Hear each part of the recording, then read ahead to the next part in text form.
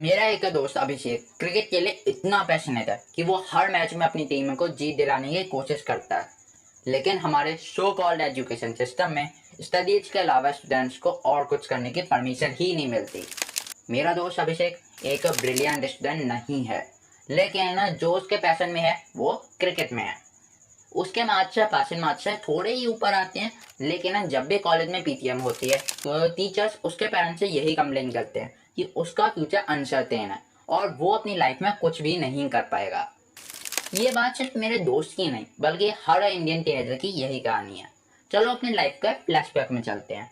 जब हम सब छोटे बच्चे थे, तब जब कोई हमसे पूछता था कि क्या बनना चाहते हो या फ्यूचर में क्या करोगे, तो हमारे आंसर बहुत ही डिफरेंट और यूनिक होते थे। कोई पेंटर बनना चाहता था, कोई डांसर, कोई पायलट बनना चाहता था, तो कोई सिंगर।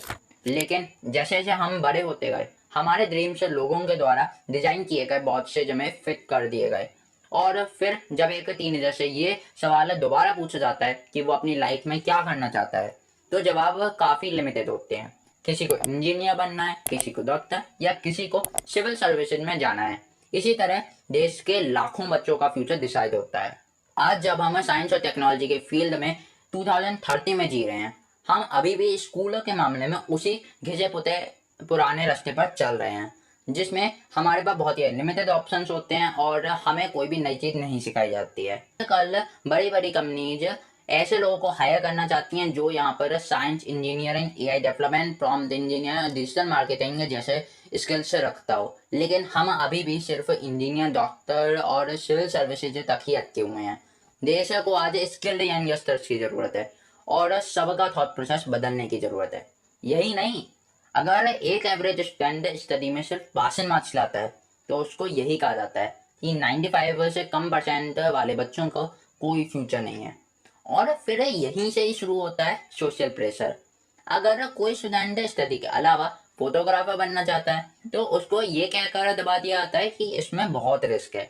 लेकिन रिस्क तो हर जगह है। जब पेरेंट्स अपनी हार्ड अर्न मनी लगाकर बच्चों को वो करवाना चाहते हैं जो वो करना ही नहीं चाहते, या उसमें रिस्क नहीं है जब हम अपने हजारों लाखों रुपए और सालों का एफर्ट नीट या फिर सिविल सर्विसेज की प्रिपरेशन में लगा देते हैं और फिर अनसक्सेसफुल होते हैं, तो क्या उसमें रिस्क नहीं है? लेकिन क्या फायदा? इस टॉपिक पर तो रोज कोई कंटेंट बनता है, हिट होता है, वायरल होता है, लोग देखते हैं और भूल जाते हैं। सो मेरी पेरेंट्स से यही गुजारिश है कि वो अपने बच्चों को सपोर्ट करें और जो भी वो करना चाहते हैं वो उन्हें करने दें, ताकि वो अचीव कर सकें जो आज तक किसी ने ना किया हो, और वो दूसरों के लिए एक रोल मॉडल भी बन सकें। क्योंकि अगर देश का हर एक टीनेजर सक्सेसफुल बनेगा तभी तो हमारा देश भी सक्सेसफुल बनेगा। वैसे अगर आपको भी यहाँ पे गूगल कोर्सेज के बारे में जानना है जिनसे आपके गूगल जैसे बड़े टेक कंपनी में जॉब लग सकती है, वो भी टोटली फ्री में, तो हमें लेफ्ट वाली वीडियो देख सकते हैं। और अगर आपको जानना है कि आप किस तरीके से स्टूडेंट रहकर अपनी अर्निंग कर सकते हैं, तो आप मेरी ये राइट वाली वीडियो देख सकते हैं। टिल देन, जय हिंद, जय भारत।